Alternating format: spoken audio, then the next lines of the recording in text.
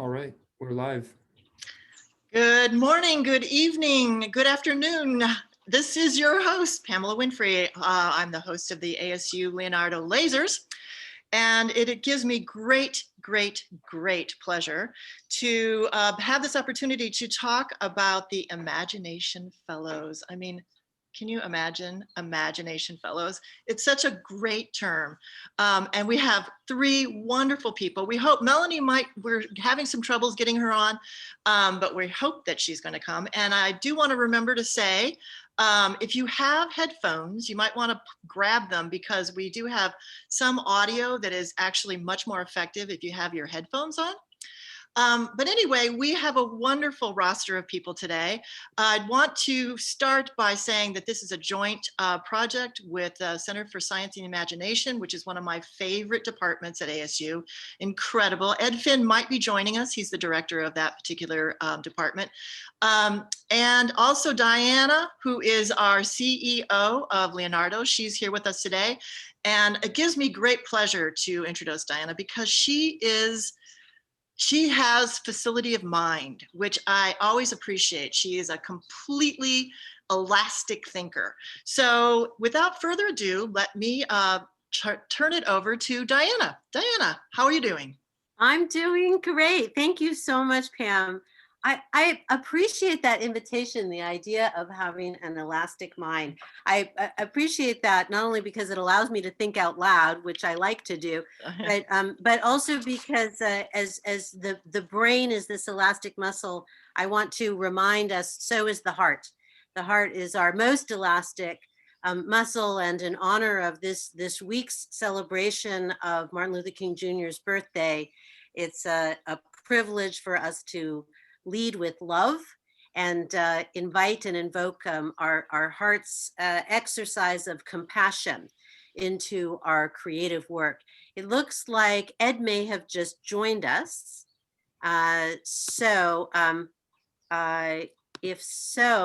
going to thank Pam for initially introducing me, but invite Ed in a moment to introduce the fellowship. I will share that as head of Leonardo, the International Society for Art, Science, and Technology, and executive director of our partnership with ASU, it has been a joy to get to know the incredible colleagues and students and community of Arizona State University that really holds up to its reputation as the most innovative research university in the world.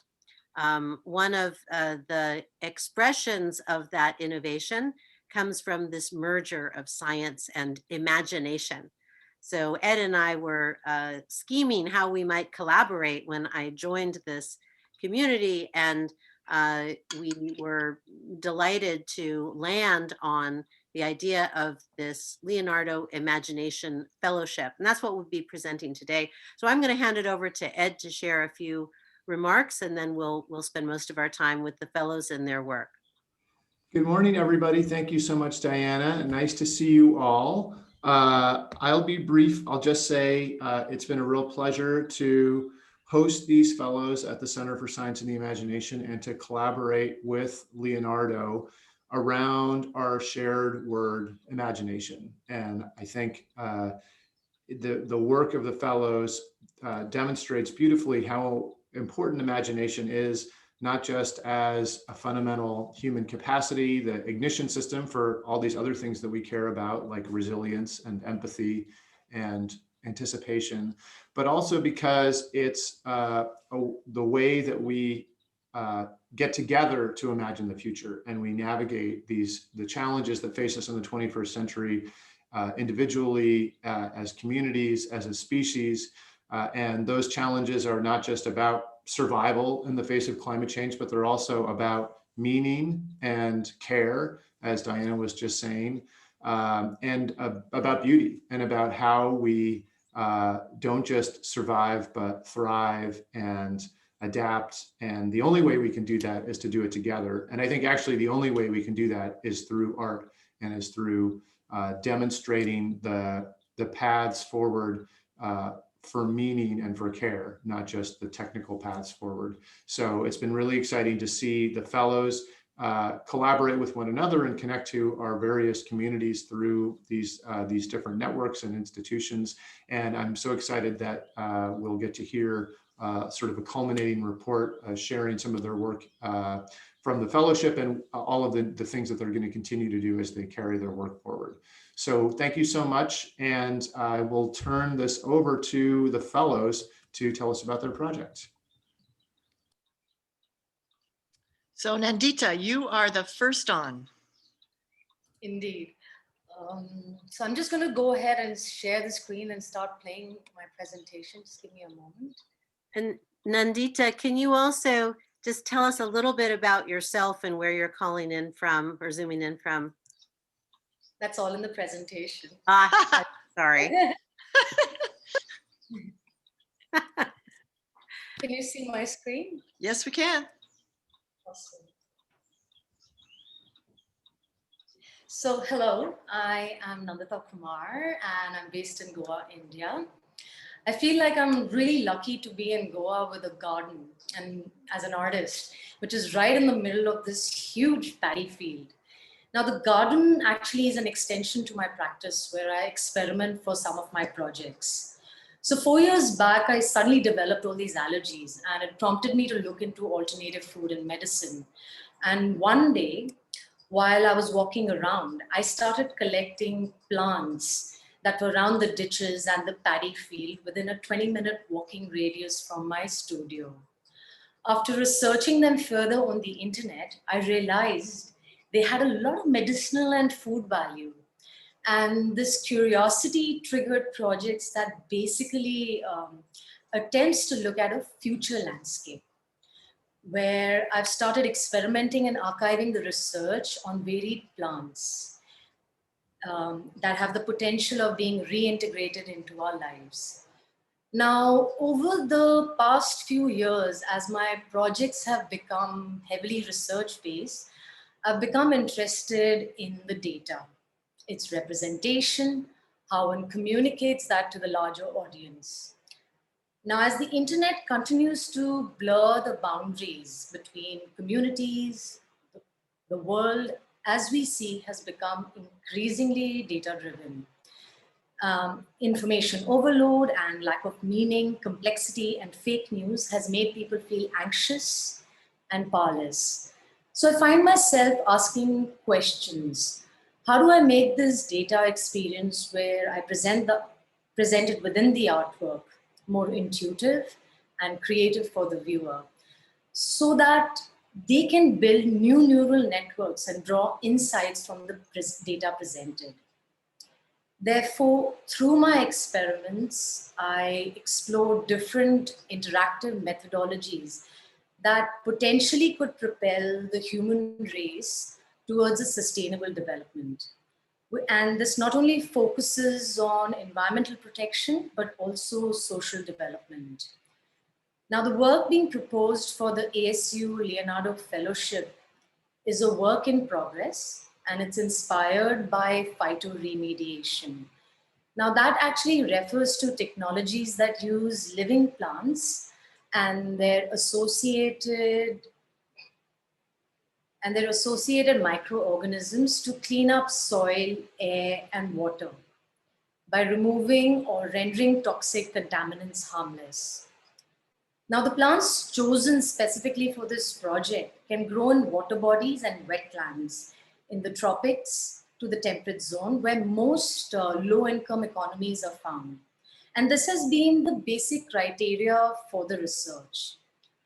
Another reason why I've invested my energy into consolidating this research, it is because it's quite a cost-effective plant-based approach.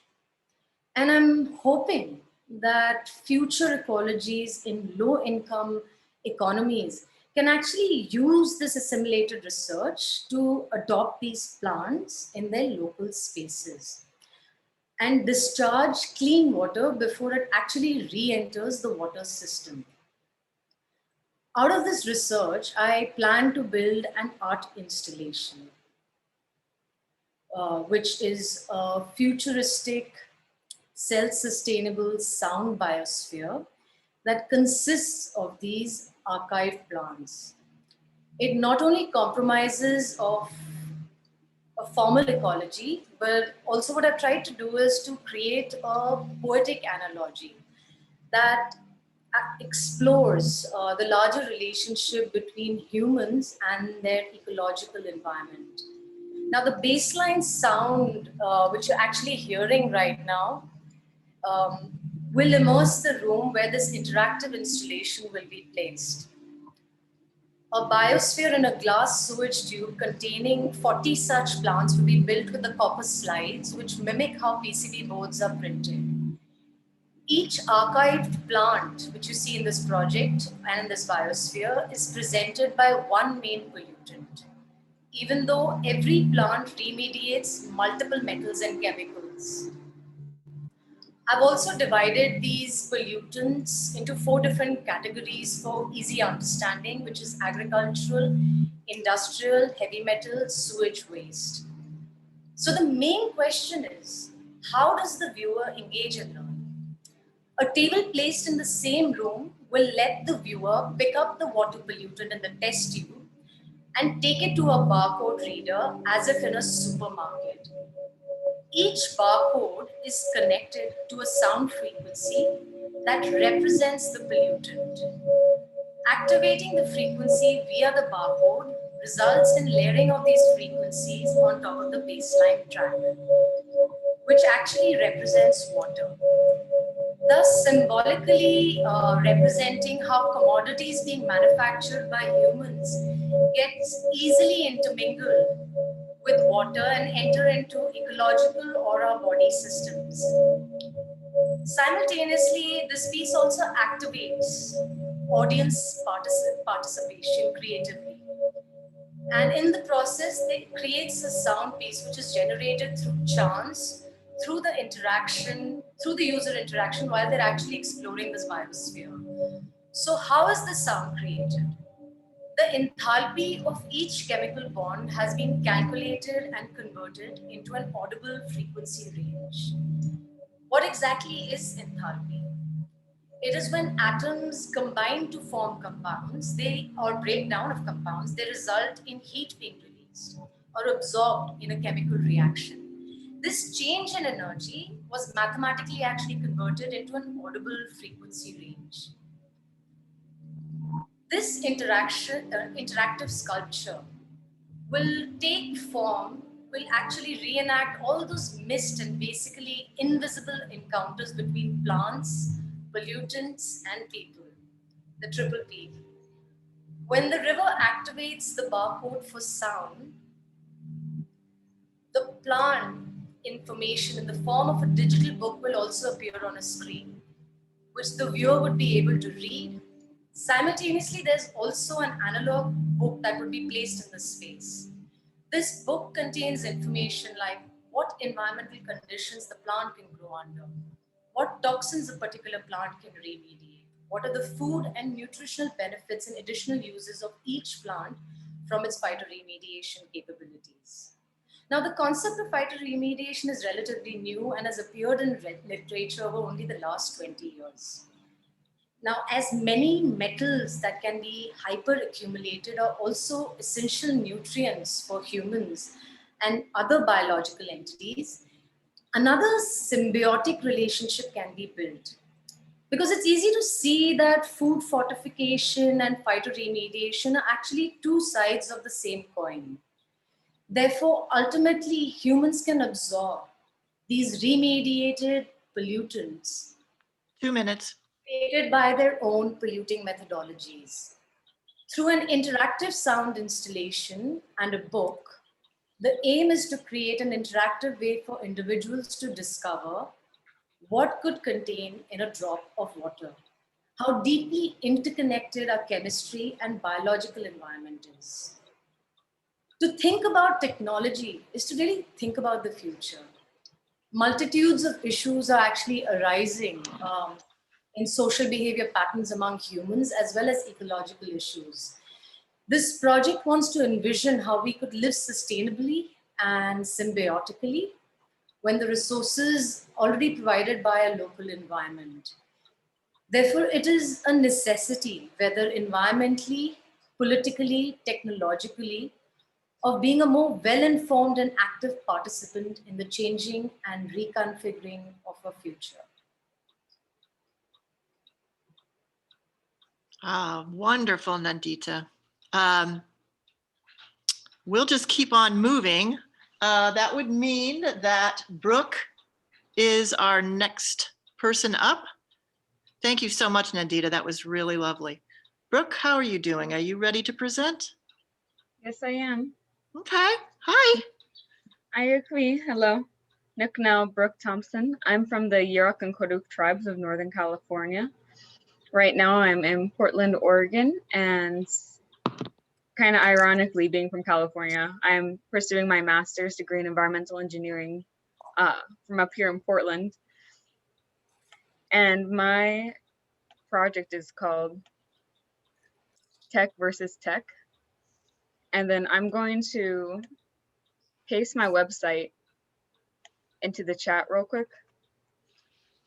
And it's also here on the screen. I have completed my project, minus some tweaking to make it more accessible. And it's all on my website under tech. But I chose to do beadwork as my medium for traditional ecological knowledge awareness. And traditional ecological knowledge, or tech, TEK, is the knowledge of that's specific to a location that includes relationship to plants, animals, landscapes, and events, and is from the accumulation of a body of knowledge, practice, and beliefs handed down through generations through a culture. And it can also deal with values and relationships with people and non-people, or the environment. So it's basically indigenous knowledge that we've had passed down for thousands of years that we have because we have a relationship with the environment around us, and not only interact with the environment, but have been stewardess and keepers of the environment and live with the environment. And because of that, there has been a lot of adaptiveness from the environment to us as well.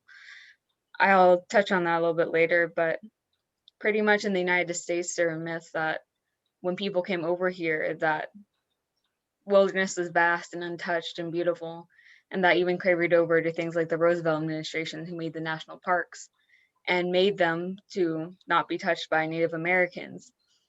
However, we've been living in the United States for so many years that things like fields were created by us, forest fires were managed by us. And because of that, taking natives out of the equation has led to more extreme forest fires, has led to more extreme flooding, because we know there's certain plants that help reduce flood, like extreme weather events like flooding.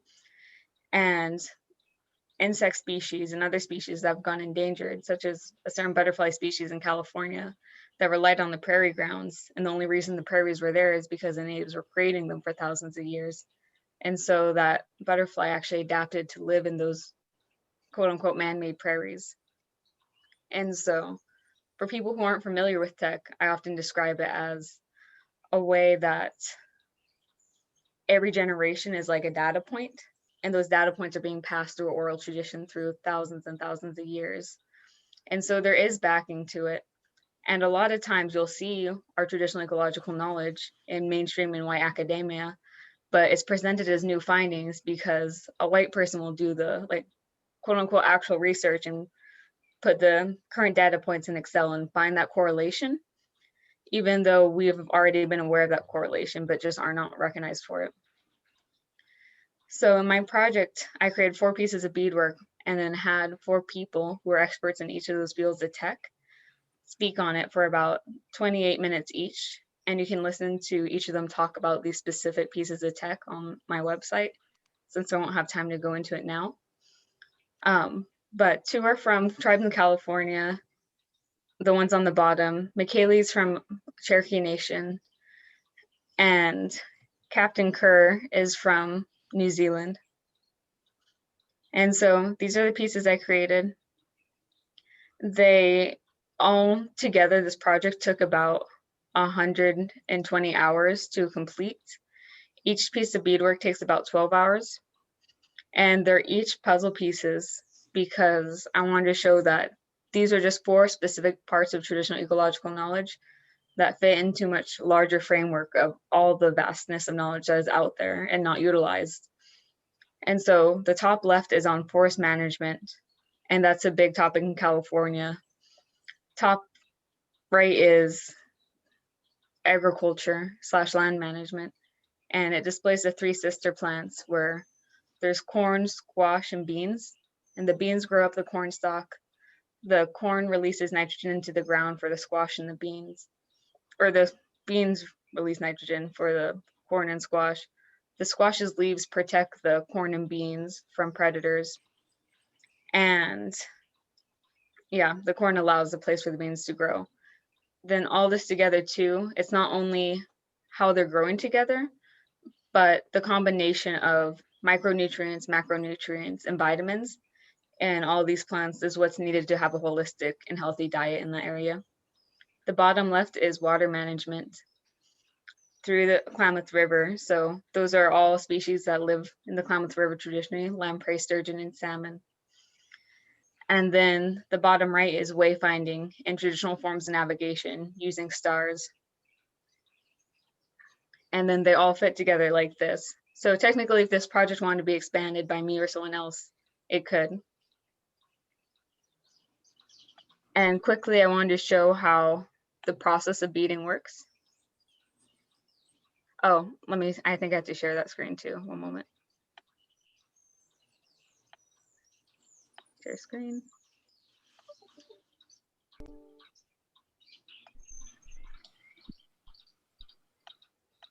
Only confined to the United States.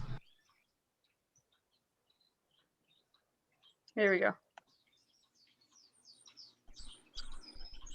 So this is going to be 12 hours of work compressed into about 1 minute. And so I start by drawing it out very lightly with pencil on a piece of felt. And then these are size 11 Miyuki beads that I use to string every single one onto these pieces. And beadwork is a traditional form of Native American art. Glass beads are more modern, but we've always done beadwork. And part of the beading process is not only getting it done, making sure the project is finished, but you have to be in a good mood traditionally. You have to be thinking good thoughts, because every time you string the beads on, it's a prayer. And we believe everything we put into the beadwork, and when we create things like beadwork, we give the project life. And you want to give it a good life and a good spirit. And so that's why you must follow that protocol. And so it's not like I can just bead anytime I want, but I have to be in a good mood when I'm beading and be in the right mindset. And that's something you can't see just by looking at it on the computer. And then the last component of this project was doing a virtual or more, I don't know what to call it, a more like actual techie side using the computer. And so I did that through using Blender. 2 minutes. I did that using Blender to create 4 different pieces of animation. So these are the 4 pieces that I tried to make as close as I could to the original piece. And I actually took a picture of the original piece, sampled all the colors using a color editor, and tried to implement the exact colors onto these animated GIFs. And so along with these, there are sound bites on the website to kind of put it in the moment a little bit more and give these pieces of beadwork life beyond the physical beadwork itself, and to go the extra layer. And also show that you don't need to just do this traditional beadwork to show these traditional values, that as Indigenous people, we are also getting updated on forms of media and making our own. So in my last few seconds, I just want to show you, this is what the website looks like. Watch the introduction. And then on each piece of these beadworks, you'll be able to click into the specific one, where you'll be able to see the animation, hear the audio along with it, and then listen to each of the interviews I did. My name is Margo Robbins. I am the co-founder. And I really recommend it because even though I work with tech a lot, and especially as a native person in STEM, is a big part of my life, and I think everyone can benefit from it. Even if you don't use STEM in your day-to-day, it's good to have this knowledge, and no matter where you are, you'll have that piece where you're from. No matter where you're living, there's going to be traditional ecological knowledge from where you are. And so I just recommend everyone looks up the indigenous people of the land that they're on today and see what kind of knowledge they have to share. And if they aren't sharing that knowledge, maybe ask why. So thank you. Oh, that was wonderful, Brooke. Yay. Did we, so Melanie never was able to join us, is that correct? I'm here. Oh, yay! I miss Diana for some strange reason. Oh, it's so great to see you. We weren't sure you were going to make it. And you're in Ecuador right now, right?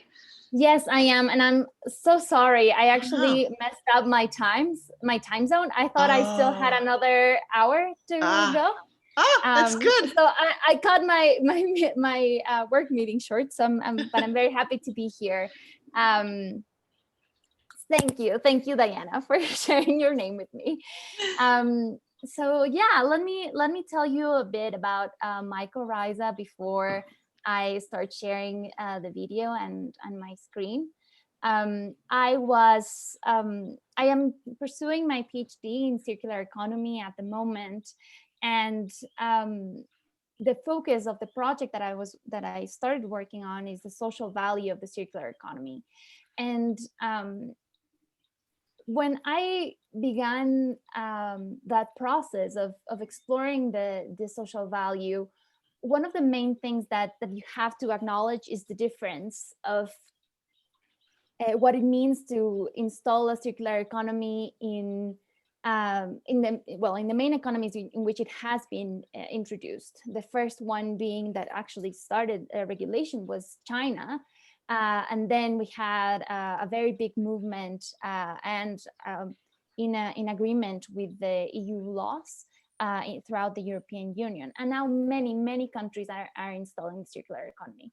But when you look at what it means to explore the circular economy, and I should clarify, when I talk about circular economy, I'm talking about closing material loops, making sure that from both technical and biological cycles, we are ensuring that we are creating a regenerative process, particularly for the biological cycles, meaning that all food should be, all waste is food, but also on the technical side, which we're talking about metals, minerals, that we're really using them up throughout, thinking about their whole life cycle and exploring their impacts throughout their whole life cycle, and ensuring that they can actually go into, I shouldn't say infinite loops because I would go against entropy, right? So against all thermodynamic laws, but making sure that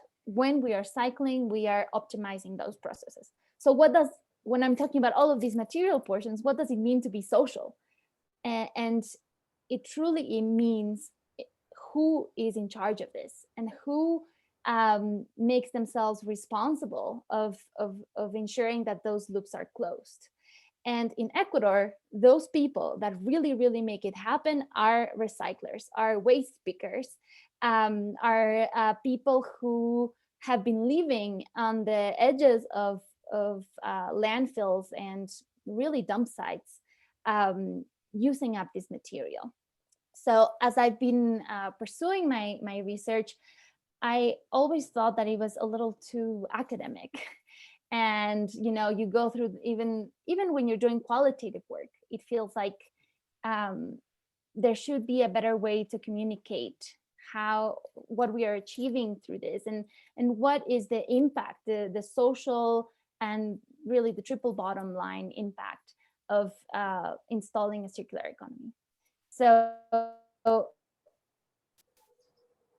I was very inspired by stories of the recyclers I interviewed throughout this process, and really believe that as a result of their work, other work that has been invisible, all care work that has been invisible, that is related to material closing or material loop closing, can also achieve better recognition and also remuneration.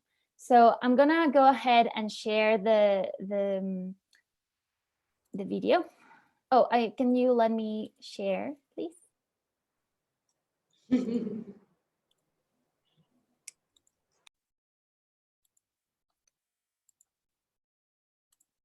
I still can't. I don't know who. Melanie, can you change your name? Because Yes. I'm okay. Well, I'm gonna go ahead and try. That might help Fritz, and if not, I'll step out and come back in. Oh, I So- guess it does not let me change. Here, I made you a But co-host. I can share now. Great. All right. So here it is. Let me know if you can hear. To build a new reality, we must imagine and hear stories that help us believe it is possible. Today, I want to tell you circular economy stories that are driven by people who care, do, and drive change. This is Ecuador. These are the locations of all the landfills or dump sites that we have. Considering that in nature there is no waste or landfills, one of these is already too many. Let's see my hometown, Ambato. This is its landfill. From above, you can already see the difference in the eroded land and how its embeddedness in agricultural areas and forests disrupts the landscape. This is the story of most dump sites. They affect those that weren't even part of creating this waste. How do we rid ourselves from them? It is the effort of citizens who care enough to make themselves responsible for redesigning our economic model, rethinking products and services, reusing, repairing, and recycling that prevents the creation of more waste. Andrea decided it was immoral to have so many disposable dishes in food courts, so she created Huella Verde and replaced them with reusable plates. She now provides this service in the local mall, also creating jobs. Sol decided plastic disposables should not be an option, so she created leaf packs, plates made from natural fibers collected by communities in the coast of Ecuador that can be easily composted. Jocelyn and her team at Yacupura created a water filter that replaces 500 plastic bottles that you can carry with you anywhere. Eduardo and his wife Giovanna started selling yogurt in glass bottles. They have more fidelity by their customers and guarantee their yogurt also tastes better because of this packaging. Nancy is the president of the Guaytambitos Waste Pickers Association. She has been reclaiming material for decades and has established connections with people in households to improve source separation. She leads one of the few associations in the country that can help with campaigns and transport for the recyclable material from the municipality. The work of waste pickers ensures that materials can reach those who reintroduce them in the productive cycle. Luis is one of the people who makes this happen. He's so passionate about material that he takes great pride in recycling plastics that most people believe cannot be recycled. In the vicinity, his son Santiago has focused on biological cycles instead. Through his organization, Organic, he helps people to take the first few steps to apply permaculture principles to their production, to start their garden, and to compost. He says most people know they should, but they are scared of getting started. Flora has been a seamstress for the past 20 years. Her work has paid for the schooling of her children, and now her daughter is studying to be a designer. They work together and repair hundreds of clothes year-round.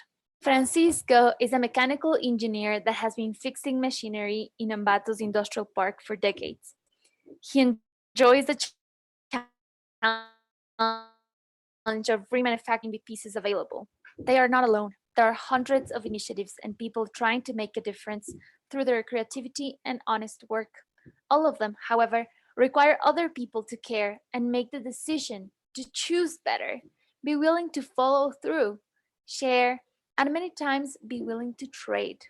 Bartering is an ancient practice that Belen and Martina from Trucana are trying to bring back. Through their Facebook group, they have established a platform where thousands of exchanges have occurred in the past few months, mostly in the capital, but expanding throughout the country. We have analyzed 6,000 of these exchanges. This network reminds me of the mycorrhiza, the symbiotic relationship of roots and fungi that ensures access of nutrients for both, where one's byproducts are the other's life force. We talk a lot about how biomimicry holds the key to designing circular products, but it might also inspire us to organize our society to achieve circularity. Once we can redistribute the burden of waste to ensure that materials are better from the start and reach those who need them most, we might be able to see forests again instead of dump site or extraction sites, reconnecting the disrupted mycorrhiza under those soils and reconnecting ourselves with nature in the process.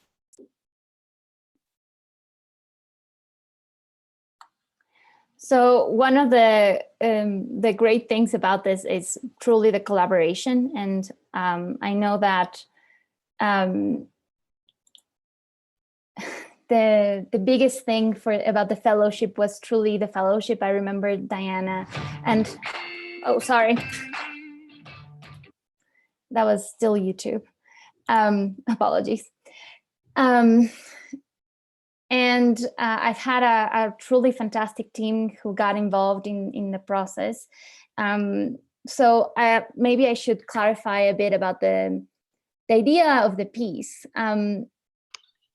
Melanie, just to let you know, you're out of time. So why don't you wrap it up and then you can talk about it more in the Q&A. Sorry to interrupt. No, that's all right. Thanks, Pam. I always, Nandita was saying, I can always fill up the time.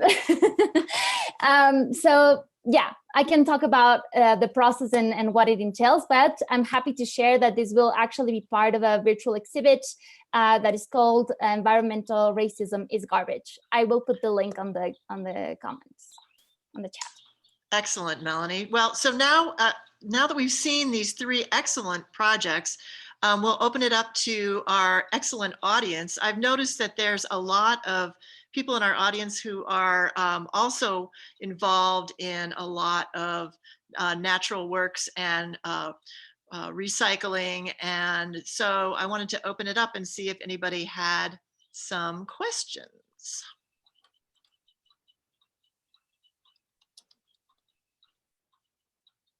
Well, I can start. So I was very curious about how was it working under COVID? Do you feel like COVID actually helped you focus? The question came up when I was looking at Brooke's beadwork, and she was talking about, it was almost like a meditative prayer practice while you were doing your work.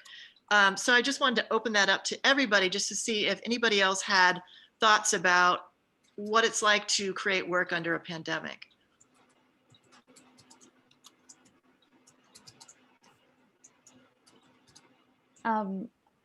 Yeah, okay, I can go. I don't know if Brooke, since she got the question, maybe you want to go first, Brooke?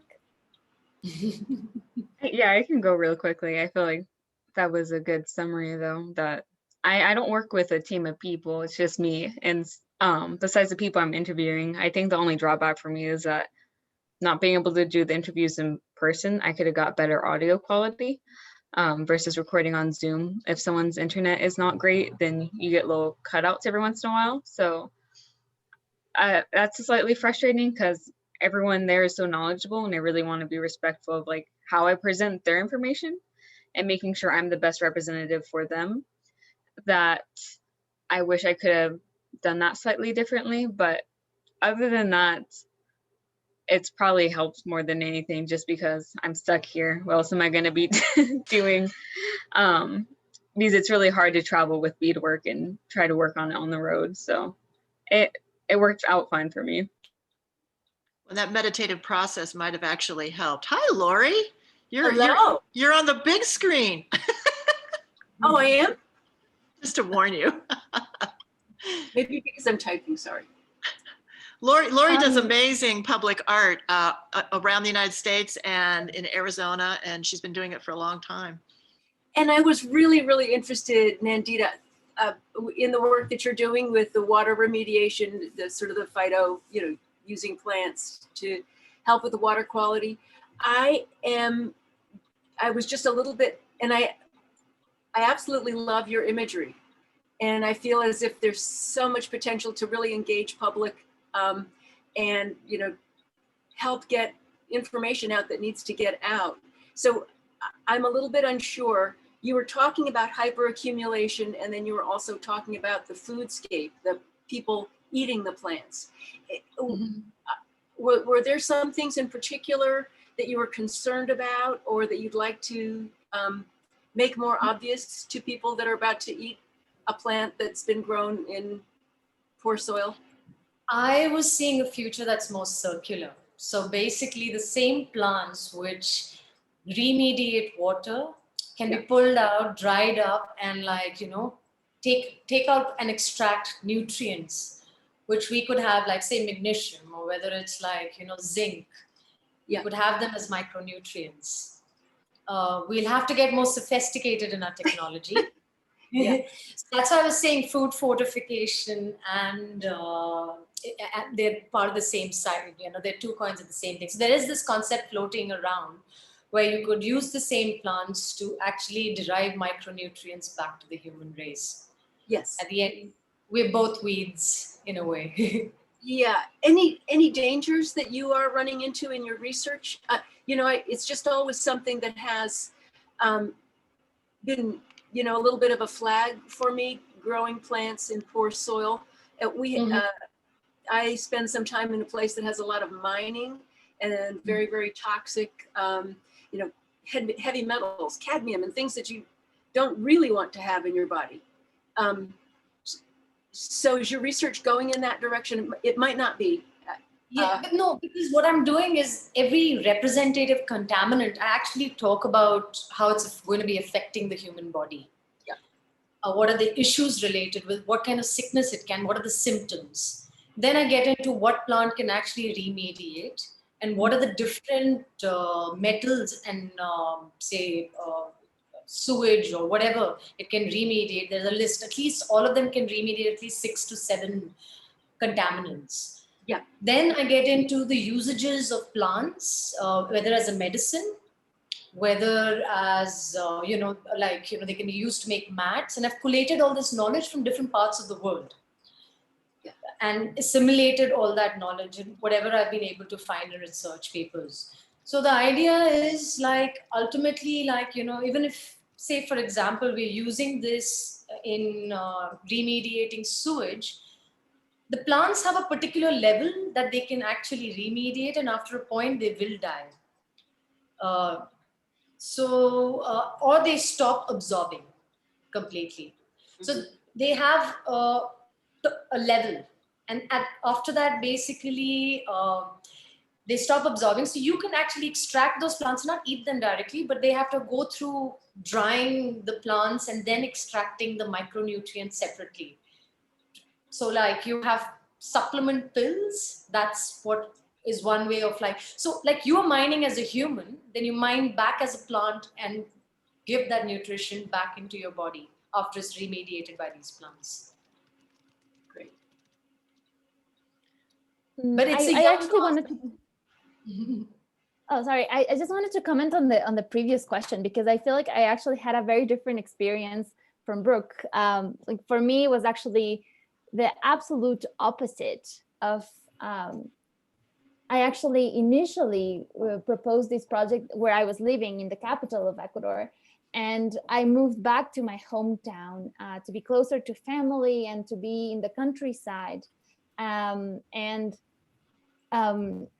This piece would have been very different. because of my connection to place. And I actually went out to do interviews, and I was following the pictures that you saw I took, and I was in all of these spaces and everybody was wearing masks. So I also suffered with the quality of audios, even though it was in person. But it has really given me an opportunity to reconnect with my hometown, and I really, really value that. And also to connect with the people here in terms of how circularity can be implemented in the small town where nobody was even thinking that they were doing circularity, when this work has not been recognized as such. So yeah, I just wanted to add that. I have a question. Do you know Victor Hugo Molina in Ambato? Sounds familiar. Oh, okay. Because I thought he was maybe in local politics now, because he did quite a long residency at ASU and actually brought us, a group of us from ASU, down to Ambato for a kind of an extended inquiry time. Oh, that's wonderful. No, I don't. I don't want to bogart the questions. Do other people have questions for these artists, or for Ed or Diana in general? I think Caspian and I have the same question. Or can you guys hear me? Yep. Yes. Okay, Caspian and I have the same question for Nandita, where we're wondering, okay, so just to read off what Caspian said, Nandita, you mentioned that toxin or heavy metal, I think, had been assigned a wavelength or tone. Can you explain how this was done? Thank you. So basically, everything is a compound in terms of toxins and chemicals. So when compounds break or they come together, there's an energy release or an absorption that takes place. And this is called enthalpy. Okay. So as I have now a mathematical number, which is an energy form, mathematically, we converted that release or absorption of energy into a sound frequency, and then changed it into an audible level range varying from 20 hertz to 20,000 hertz. So I have an Excel sheet. I could actually share the screen and show it to you. I hope that clarifies. Okay, so the sound is about the energy released with toxins or something. So it doesn't represent the amount of toxins, or does it? Is it a different way? For example, you have carbon dioxide. That's a combination of carbon and oxygen, right? So when C and CO2, like two parts of oxygen and one part of carbon come together, or they break apart, they will release a form of energy or absorb when they're building a compound. So this is like a donut theory where you can relate one to the other. In this, what I've done is basically whatever that release of energy, it's been mathematically equated and converted into a sound, an audible sound frequency. And that's how I've done it. Spectrograph, no, it's not like spectrograph. It's more like, spectrographs are like visual graphs mostly, and that can be using different softwares can be converted into sound. But yes, in a way, like each color has a different kind of sound pattern. Similarly, this energy release also can be converted into a sound space. Oh, so to follow up on your explanation, did each plant have its own collection of sounds? Is that, like, I didn't catch all of that in your video. So when people were scanning the sample? Yeah, so basically, it's the contaminant, the pollutant. So say, for example, if it's phosphorus, if coming out of fertilizers, or, you know, if it's cadmium, I've taken compounds which are used in day-to-day life, say maybe in farming, or like say in the supermarket, or like, you know, in our shampoos. And I've broken that particular compound or combined it to get that sound. So each pollutant is remediated by one plant, and I've just used a representative plant to connect the pollutant to the plant. Yeah. I just wanted, oh, go ahead. I was just going to answer the second question, which is how the barcode was created. And that's basically, there are barcode generators online, which are free, like QR codes. And you can generate the barcodes, and then you have to get like a barcode reader, where I'm working with engineers and we are developing a methodology where those test tubes can be barcoded and then read, and it activates the sound accordingly. We have a very small group here, and I actually know everyone except one person. So I don't know, I don't want to out this person, but Holly Aquino, I was just wondering if you had any questions, because I don't know you and I'm just curious about, about you, if you're comfortable just saying who you are. Did I put you on the spot? While you've put her on the spot, I can out Haley as being one of the students participating in the humanities lab that I'm privileged to co-teach this semester on art science responding to COVID. So I really appreciated the COVID question and context for this eco art, bio art examples of art science. The conversation we'll be engaged with through the lab is on how art science responds to COVID. Haley, you see how I'm covering for you right now.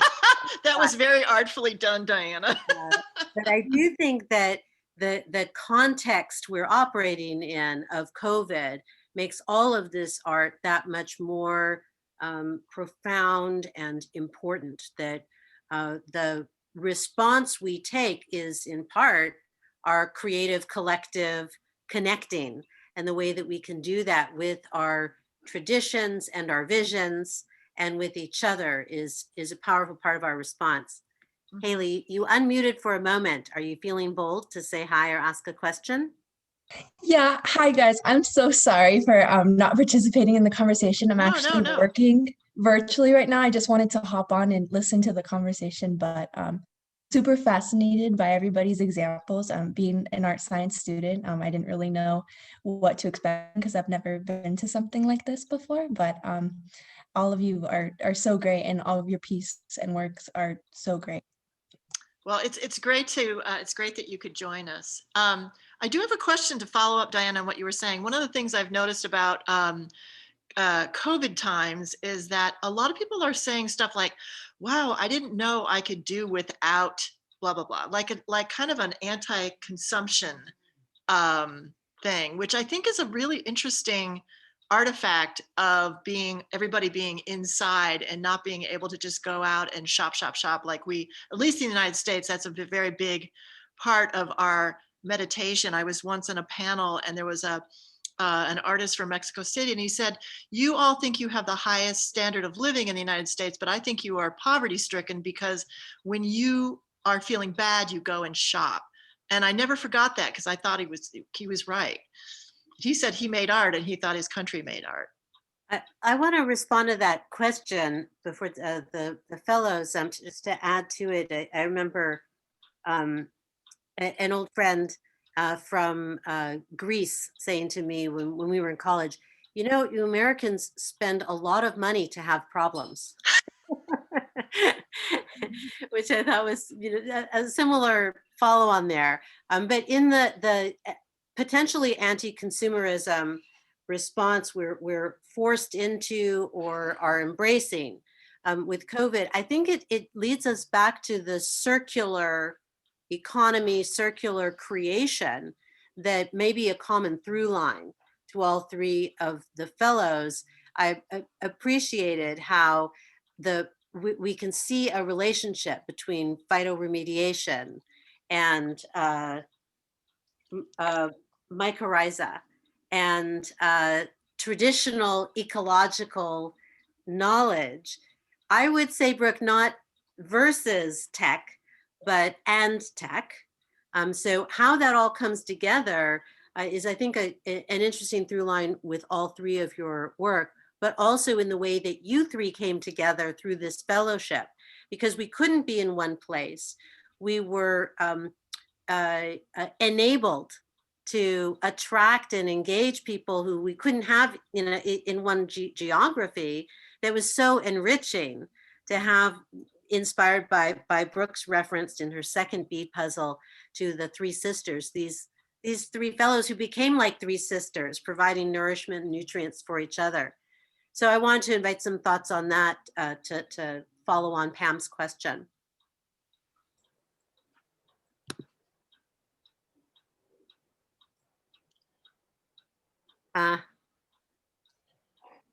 Well, I think, I thought Lita was going to. should I start? Because I was thinking Melanie was. Go for it, Nandita. Thanks. So, I mean, I was already online and doing most of my work because I moved to Goa, which is a peri-urban space. And as long as I had the internet, I was able to reach out and work with multiple skilled people and collaborate online. But during the pandemic, I think part of my fabrication process got taken away and I started getting more and more online and digital. But there was also a deep sense of isolation.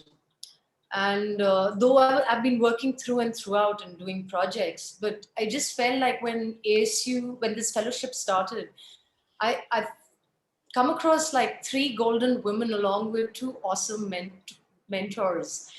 And they're strong and they're bold and they're intelligent. And it was a kinship that developed and a safe space and a purpose that was there, that was bestowed on us. In fact, just meeting and having these regular meetings and just being in a routine in some form, sharing what's happening in India or Ecuador or the States, because it was quite during the Trump era. I mean, a lot of things were being regurgitated and was being shared, and India was facing its own situations. But it felt almost like home because I live alone and it's with my dog, and I just felt like, I miss them since December. Like we've not had a space to connect. But I look forward, maybe in the future we'll have more workshops or like things to do together. And Melanie, you wanted to add to that? Yes, absolutely. For me, I mean, there were so many things going on during the fellowship, and of course, COVID was one of them. And talking about and reflecting on the work, I was, this advocate for these regeneration within through repair, and repair as this form of redemption at home. And you're locked up.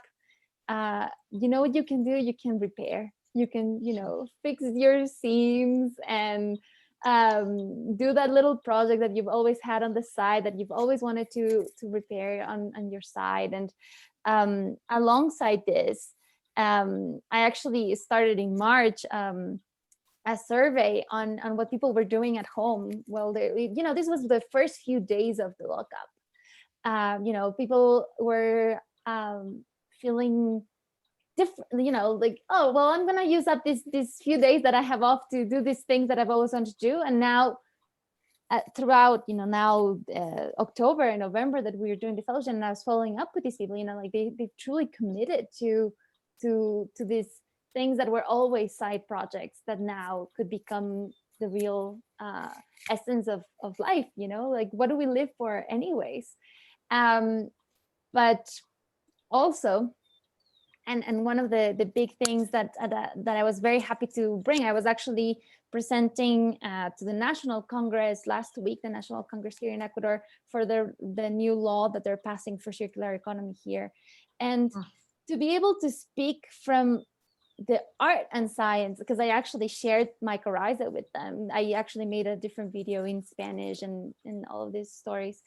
And it was so much easier for them to connect, to the Congress women and men who were listening. So yeah, I guess I didn't share that with the group yet. This was last week that I actually was able to share mycorrhiza in Congress alongside all the data from my research. But this is also such a crucial part. But as I said, I feel like having this mentorship and this fellowship, the circular economy cannot happen without collectivism, without collaboration. And I really felt that having the fellows and all the mentors and peers and all of these people around really made it work. It's like incredible projects, you guys. You should feel real pride in what you've produced. Diana and Ed, oh, before I turn it over to them, I just want to say that the ASU lasers in the future will be dealing with resilience from a perspective of cancer and Black Lives Matter. And also we're going to be exploring artists that are working within the prison system.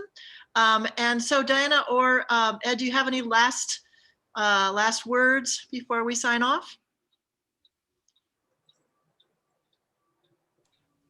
Not really. Thank you so much for sharing this amazing work. It's been really fun to follow along and have some of these great conversations and see the three of you get to know one another and work together a little bit. Diana, any other closing thoughts? I think she might have. I noticed that she's are you here. there? Oh, there you are. Here. Good. I'm here. I am closing with gratitude and encouragement. Gratitude for the privilege of working together and sharing your inspiring insights with the larger world and with us, and encouragement that this great work happens. And it's important, it matters. It's the most, to me, the most effective protection of our freedoms is exercising them. And we're exercising our freedom and our rights when we come together remotely or in person with our creative spirit for free speech, free education, free access to education, culture, and science. So I thank you for exercising these rights and freedoms when we need their protection. And that encourages me. And I encourage you and all of us to continue this creative work at the intersection of art, science, and technology, both tech, T-E-K, and tech, T-C-H. And keep checking out the wonderful work of these three ASU Imagination Fellows and the work of the Center for Science and Imagination ASU and the laser series both around the world and here at ASU. Thank you to my colleague Ed Finn and our colleagues Fritz and Alyssa, and huge kudo to Pam, our wonderful host. Come back to the next lasers as well. Bye, you guys. It was really great to see your work and to reconnect with everybody on our Zoom call. Take care now. Thank you so much. Bye. Oh.